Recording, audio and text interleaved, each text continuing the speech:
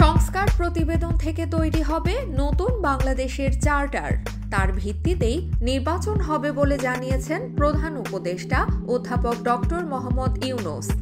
আজ বুধবার বেলা 11:30টায় তেজগাঁওয়ের প্রধান উপদেষ্টার কার্যালয়ে নির্বাচন ব্যবস্থা, পুলিশ, সংবিধান এবং দুর্নীতি দমন কমিশন সংস্কার কমিশন প্রতিবেদন জমা দেয়। এরপর সেখানে অনুষ্ঠিত বৈঠকে প্রতিবেদনের সারসংক্ষেপ তুলে ধরা হয়।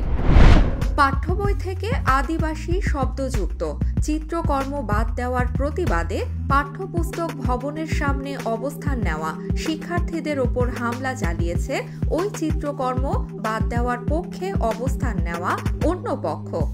এতে অনেকেই আহত হয়েছেন। বর্তমানে পরিস্থিতি স্বাভাবিক। আজ বুধবার দুপুর 1:15টার দিকে রাজধানীর মতিঝিলে মেট্রো স্টেশনের নিচে এ হামলার ঘটনা ঘটে। এতে বেশ কয়েকজন আহত হয়েছেন। তাদের হাসপাতালে নিতে দেখেছেন প্রত্যক্ষদর্শীরা। ছাগল কাণ্ডে আলোচনায় আসা সাবেক জাতীয় রাজস্ব বোর্ড কর্মকর্তা মোহাম্মদ মতিউর রহমানকে 3 দিনের রিমান্ডে পাঠিয়েছেন আদালত।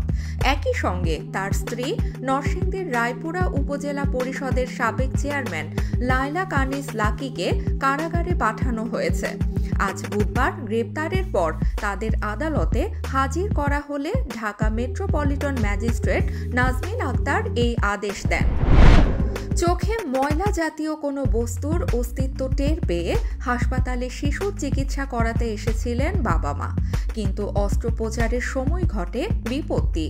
1.5 বছর বয়সী শিশু ইরতিজা আরিজ হাসানের বাম চোখের বদলে ডান চোখে অস্ত্রোপচার করেন চিকিৎসক।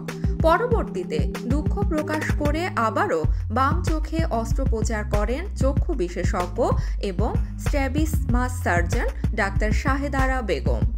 চিকিৎসায় গাফিলতির এমন ঘটনা ঘটেছে রাজধানীর ধানমন্ডির বাংলাদেশ আই হসপিটাল অ্যান্ড ইনস্টিটিউটে। মঙ্গলবার রাতে চিকিৎসকের খামখেয়ালি বলি হয় শিশু ইরতিজা। কক্সবাজারে একটি আবাসিক হোটেলে খুলনা সিটি কর্পোরেশনের সাবেক ওয়ার্ড কাউন্সিলর গোলাম রব্বানী টিপু হত্যার ঘটনায় এক নারী সহ 3 জনকে গ্রেপ্তার করেছে পুলিশ। এতে এক নারীকে টোপ হিসেবে ব্যবহার করে আসামিরা। বুধবার বেলা 11:30টায় জেলা পুলিশ সুপার কার্যালয়ে আয়োজিত সংবাদ সম্মেলনে পুলিশ সুপার মোহাম্মদ রহমতুল্লাহ এসব তথ্য জানান।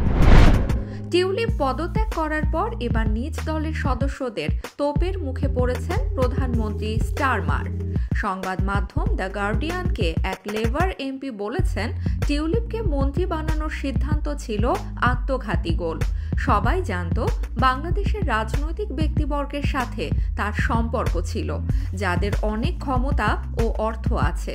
তাকে এই দায়িত্ব দিয়ে এত সব কিছু করার বিষয়টি কি ভালো ছিল?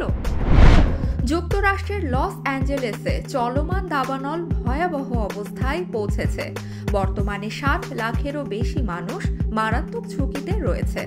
দক্ষিণ ক্যালিফোর্নিয়ার লস অ্যাঞ্জেলেস, আনাইহেইম, রিভারসাইড, স্যান বার্নার্ডিনো ও অক্সনার্ডে পরিস্থিতির মধ্যে রয়েছে। এ অবস্থায় স্থানীয় বাসিন্দাদের নিরাপত্তা ও জীবন বাঁচাতে জরুরি পদক্ষেপ নিতে হচ্ছে। দাবানলে এখন পর্যন্ত অন্তত 25 জনের প্রাণহানি হয়েছে। এছাড়া আরও অনেক মানুষের জীবন ঝুঁকির মধ্যে রয়েছে।